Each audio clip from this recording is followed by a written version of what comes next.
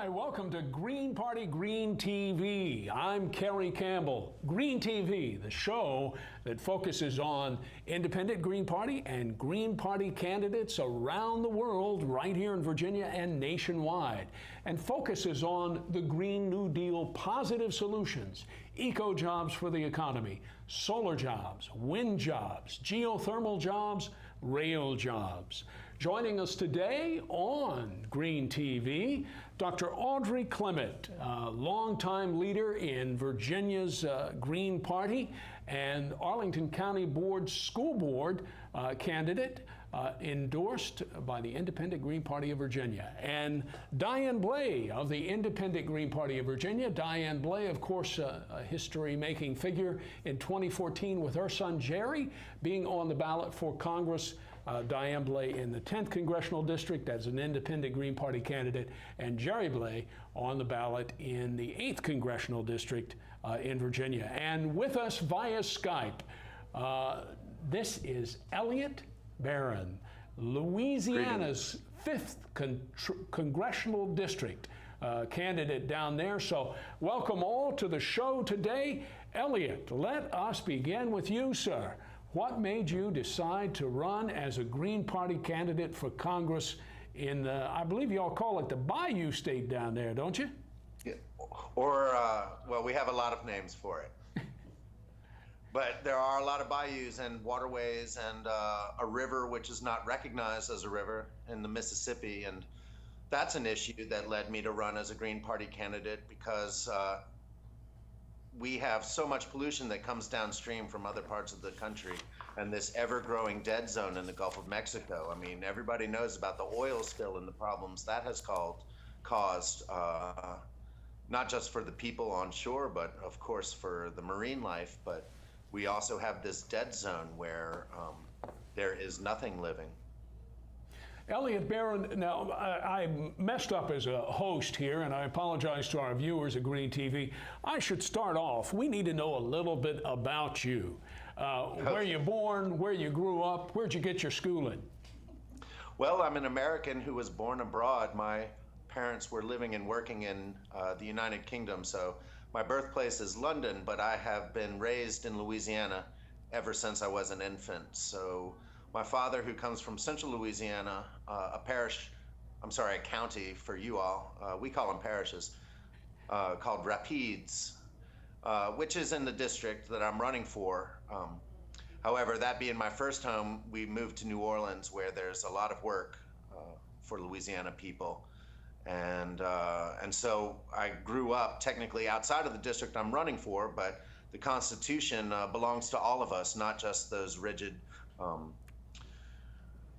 the Constitution Party and those people that love to trumpet the founding fathers and invoke their holy names. Well, Eliot Barron, now, as a Green Party candidate for Congress, apologize for interrupting, I just wanted to call you a fine Southern gentleman. You know, both of us are Southern boys, and so those Southern roots, a Green Party young fella running for Congress down there. Now, tell us about what are your educational qualifications to run for this office, Eliot? Are you an attorney? No, I'm not. And at one time, I thought you must have to be a lawyer to be a legislator. But I'm a realtor, and I've had a storied career before that. I'm a 39-year-old man. I went to college in Oregon once upon a time at Lewis and Clark College, named for the explorers, and that's obviously a very rich environment where a lot of environmental issues are at the fore. In the early 90s, it was the famous battle over the spotted owl, but that was just really the tip of the iceberg. I did a junior year abroad in Munich, Germany, and at that time in 95, 96, the Greens were ascending to their first full measure of a taste of power, and I learned a lot from them then about the reality and the possibility of Greens having an influence in national politics. I remember Sarah Parkin of the Sarah Parkin is a friend of mine. Of course, ran for the Green Party there and did just a fantastic job. And you mentioned the Green Party in the UK right now is at record highs in the polling. They're going to have their election in 2015, and the coalition partner there for the Conservatives are what they call the Liberals there, and the Liberal Dems, and the Green Party is out in front of the governing coalition partner right now in the UK. Now, let's shift the focus back to Louisiana and your home and the 5th Congressional District. Is that up in the northern part of Louisiana? I wish it were peculiar to a particular geographic area, but as a result of the 2010 census and a declining population going back many decades, but especially since Hurricane Katrina and Hurricane Rita in 2005, we've been redistricted, and the district has grown to encompass northeast Louisiana, central Louisiana, south central Louisiana, and southeast Louisiana. Mm-hmm. Mm-hmm. Now, what are the issues that matter down there, Eliot, to voters in your district in Louisiana, and how can a Green Party candidate appeal to folks and get them to vote for you? What's the issues? Well, they are many.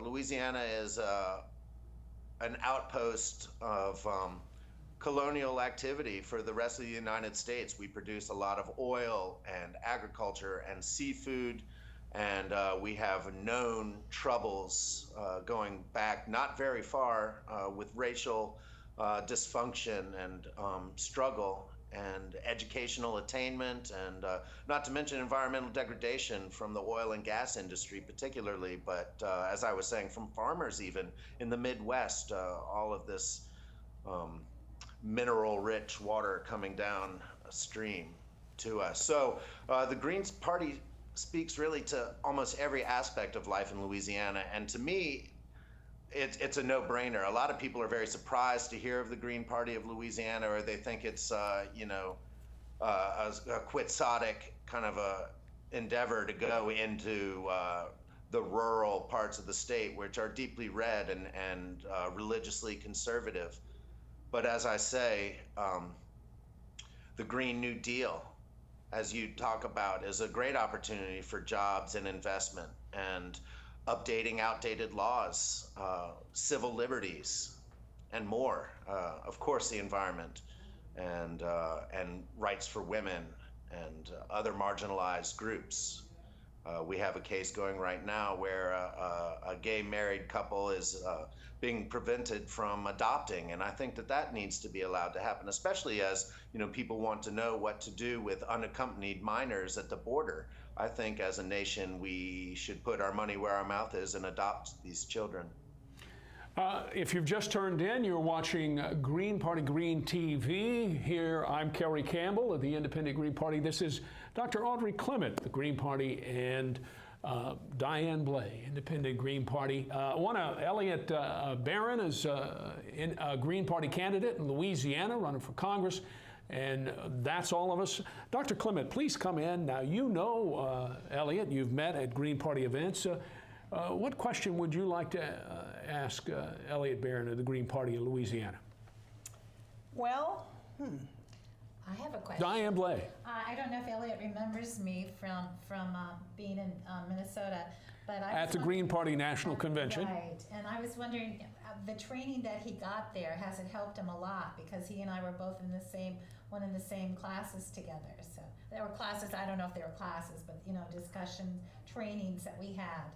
So I was wondering. Sure, I certainly do attribute a lot of my successes to both this national meeting and also the mess I'm in to last year's national meeting, where I picked up on the call for more candidates. And no sooner had I come home from that than there was an opportunity to raise the green flag and bear the standard. Because what happened was there was basically an internal decision made to pass off the seat to a good party boss.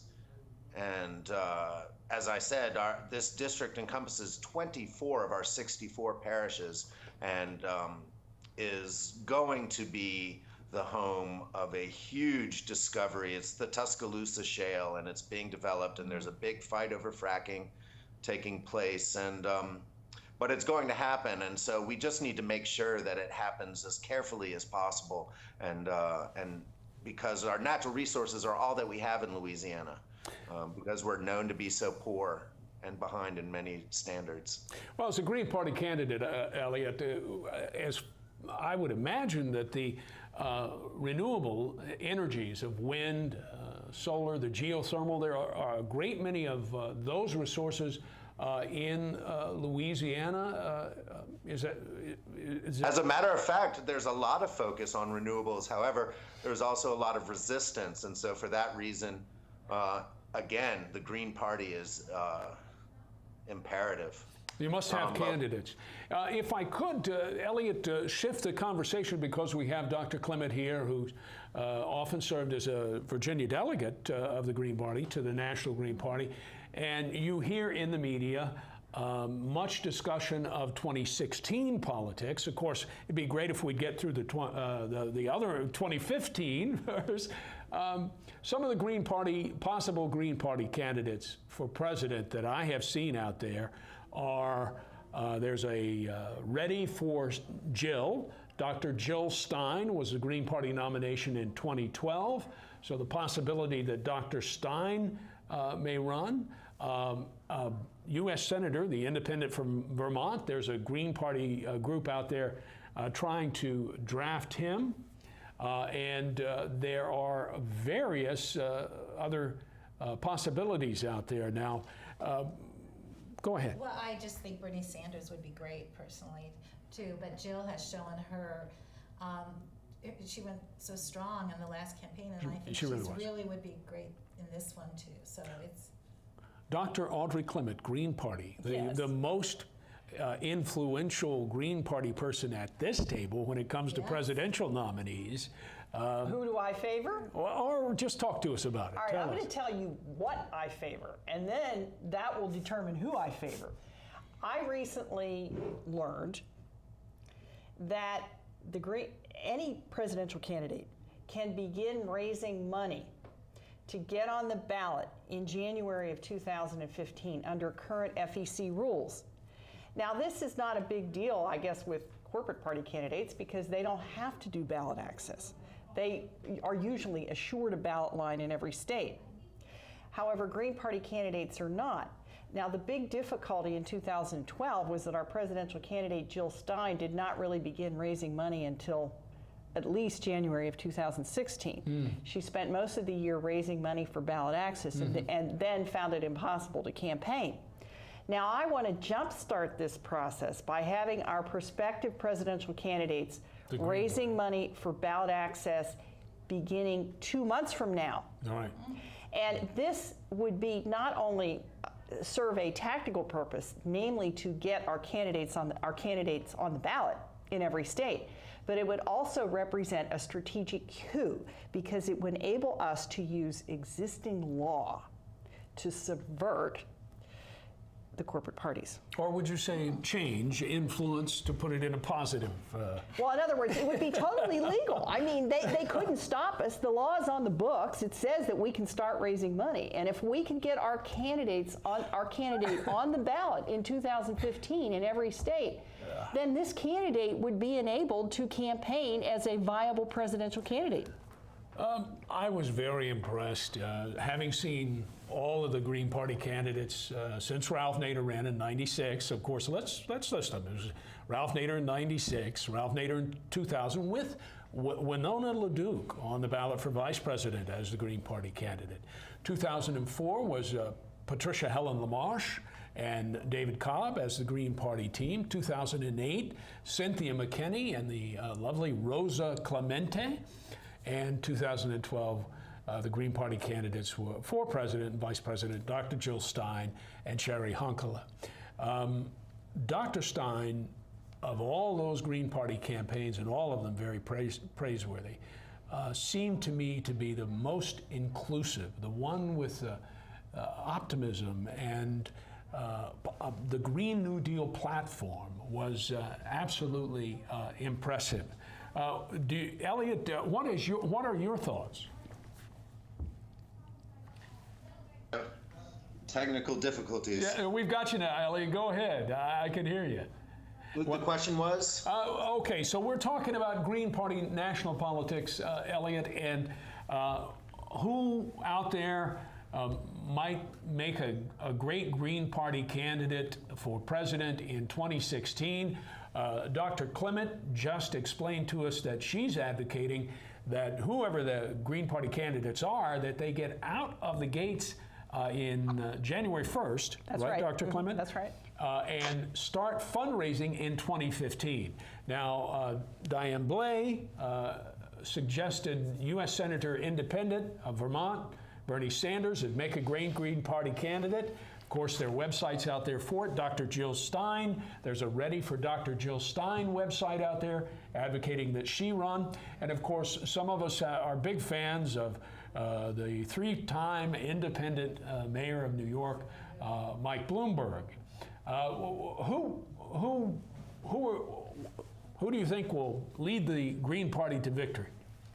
Well, I'm not sure I would dare to say, but I must say that it was Dr. Jill Stein herself who really inspired me to get active and organized. And that's when I discovered that the Green Party of Louisiana was lacking a dynamic force at that time. And so looking back at her presidency or run for the presidency in 2012, I think that, she really hasn't really gotten going yet. I'm about finished with Part B of my run for Congress. Last year in the special election was Part A. And I feel like she deserves another chance. She never even got in the debate, but since then on the news, she's had such a great presence and she's been leading a number of initiatives. So I really do have a profound respect for Jill Stein, and I'd love to see her run again. That said, I'm open to anybody who wins. And of course, Dr. Stein is president of the Green Shadow Cabinet, which includes David Swanson as Secretary of Peace. And the Green Party has put together an entire cabinet, or the Green Shadow Cabinet, as it is called, with leading Greens from across the nation in area of transportation, education, health and human services. And the Green Party, of course, named its Department of Defense the Department of Peace. We've tried the other, maybe we should try. What are some of the changes? Maybe we should try peace. What are some of the changes you'd like to see in Congress, Eliot Barron, sorry. What are some of the changes you'd like to see in Congress? Well, I think communication is a key issue. I think a lot of people feel very disconnected from their representatives and from the Capitol. I think that the games that I hate to be totally partisan, but that the Republicans are playing in Congress right now. And unfortunately, the Democrats have always played catch up with them instead of playing their own game. So all that happens behind closed doors, the strict control from the Central Committee, all of that, I think is very distasteful and leads to a lot of the distraction that we suffer from here, where we get caught up either on a single issue or by non-issues, and it prevents us from dealing with the issues of justice, peace, true democracy, and the environment. If you've just turned in, this is Green Party Green TV. I'm Carey Campbell, your host today. Dr. Audrey Clement of the Green Party, Diane Blay of the Independent Green Party, and Eliot Barron, congressional candidate for the Green Party in Louisiana, with us today. Eliot Barron, all of us in America witnessed the tragedy of Katrina, and talking to you, I can't help but think about it. Eliot, what is it like in Louisiana now? Has Louisiana bounced back? Is New Orleans okay now? And what a Green Party person we both know, Malik Rahim, along with the famous Hollywood actor, got those green homes going down there, to build those renewable energy homes down there. Are things looking better? Do you see a positive green path forward in Louisiana, Eliot Barron? I certainly do, but that doesn't mean that it won't happen without a lot of hard work and continued dedication and support. I've been working on some podcasts that where we lay out the issues and opportunities in Louisiana right now. I would love it if people checked them out. They're available on the internet. Just search by name. I think they're in all the right places. Can I say iTunes and Stitcher and Facebook? Please do, Eliot, and please promote your website, your Facebook page. Go ahead and tell us where all our viewers can find Eliot Barron Green Party. Well, I would love to, and thank you for the opportunity. Let me finish answering your question, which is to say that we have been the recipients of such an outpouring of support and guidance from green-minded and really compassionate people around the country who understand what it's like to be victims of terrible weather and also down-pressing realities of society. So I think, it's still a delicate balance between our troubled past and our bright future. And you can hear all about it on my website. It's sort of rail related. It's called Off the Rails. But I think really we're on track. Thank you, Eliot. Anyway, it's and called Off the to... Rails, and you can check it out on my website, www.eliotsbarronforcongress.com. I use my middle initial for disambiguation. And we want to let our viewers know you can catch Green TV on both Comcast and Cox, 9:30 p.m. on Mondays, 7:30 a.m. on Tuesdays, 3:30 p.m. on Saturdays. And we want to, right here in the middle of the show, we've got just a couple of minutes left, thank our Green TV crew. That is Martin Dudley, Happy Garcia, Carey Rafter, Martin Dale, and Kate Alexandrova. Thank you all. Now, we've talked Green Party politics nationwide. We've talked Green Party politics in Louisiana. Eliot, who, as you've watched the nation this in 2014 of so many excellent Green Party candidates running, who were some that you were just so proud of and so happy to see? Any names come to mind? Say, for example, the mayor of Richmond, California, running for her third term, Gail McLaughlin. Well, I certainly applaud her. I was going to go with Howie Hawkins because people are really throwing their weight behind him right now in a populous place and with a dubious name like the Empire State. I think it's great to have a Green Party candidate. And other Green Party candidates that you see coming in 2015 in Louisiana, you're vigorously, I suspect, out there campaigning and recruiting for other Green Party candidates. Anything you want to, anyone in the Green Party in Louisiana you want to call our attention to? Well, I do want to tip my hat to Malik Rahim, who is not actively running for any office that I know of. Unfortunately, I'm the only candidate statewide at this time.